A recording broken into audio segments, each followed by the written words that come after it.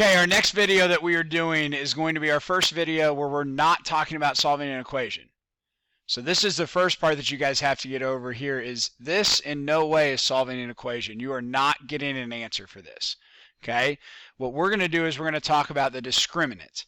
And the discriminant describes the solutions. It does not tell me the answer to a problem. It describes the solutions for you. Okay, so we've got Mr. Westover here and Mr. Cook, and they're out hanging out outside my classroom like the cool kids always do, and they're just talking about math stuff. And Mr. Westover sees that Clayton's got something pretty neat there in his hands. It's b squared minus 4ac. Okay, and Mr. Cook there is saying that this is called the discriminant. Okay, and be ready, that's a test question. What's the discriminant? Well, it's b squared minus 4ac. Okay, and that discriminant is super helpful when looking at quadratics. And the reason that it is helpful when looking at quadratics is that this is going to describe our solutions. Again, it's not going to tell us the answers, but it's going to describe our solutions. So, where did this discriminant come from? Well, if you guys remember from our last video, x equals negative b plus or minus the square root of b squared minus 4ac, all divided by 2a. Okay, that discriminant comes from the part that is underneath the square root. Okay, so that discriminant is going to tell us some things about our answers. The discriminant, the part underneath the square root, if what's underneath the square root is greater than 0, then you're going to end up with two real solutions. Okay, which makes sense if I look at the other example, b squared minus 4ac.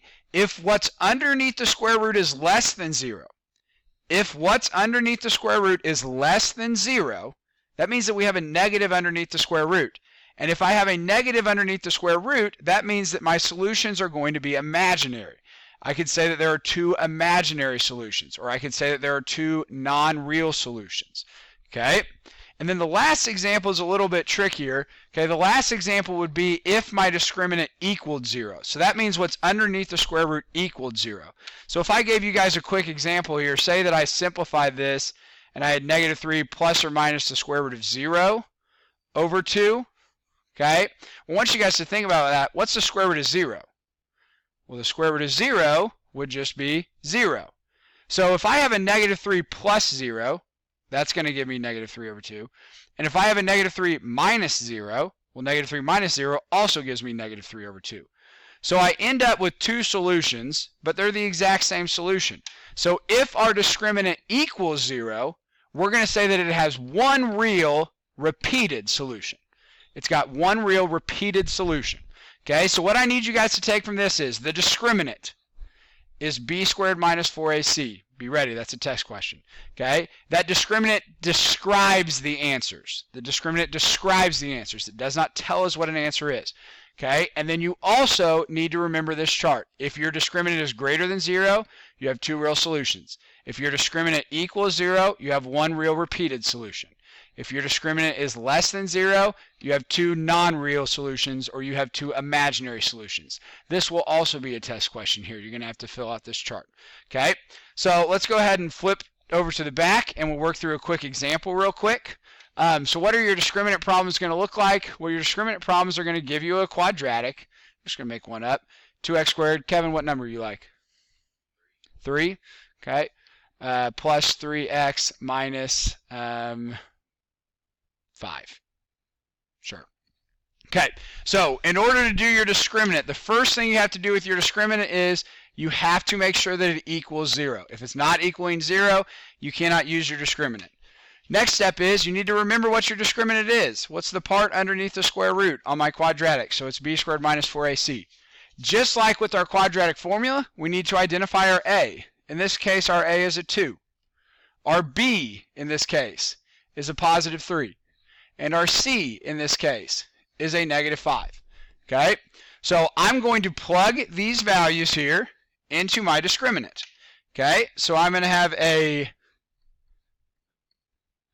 3 squared minus a 4 times my a is a 2 times my c is a negative 5. I don't need that equal sign there. Okay, and I'm just going to simplify. 3 squared gives me 9. Then I have a negative 4 times 2. Negative 4 times 2 gives me a negative 8. And a negative 8 times a negative 5, well, those two negatives are going to make a positive. Whoops. Where's my... Yeah, it's going to make a positive 40. Okay, so I've got 9 plus 4, D, 9 plus 40, okay, which is going to give me 49. Now I need to recall my chart. 49 is greater than 0. 49 is greater than 0. Since 49 is greater than 0, I'm going to flip back and I'm going to remember my chart. My discriminant was greater than 0, so that means I'm going to have 2 real solutions. So your answer to this problem is 2 real solutions. And that's all you have to do. Okay, we are not going to find the answer to this problem. When you're using the discriminant, you don't find the answer. All you do is you describe its solutions, and it has 2 real solutions.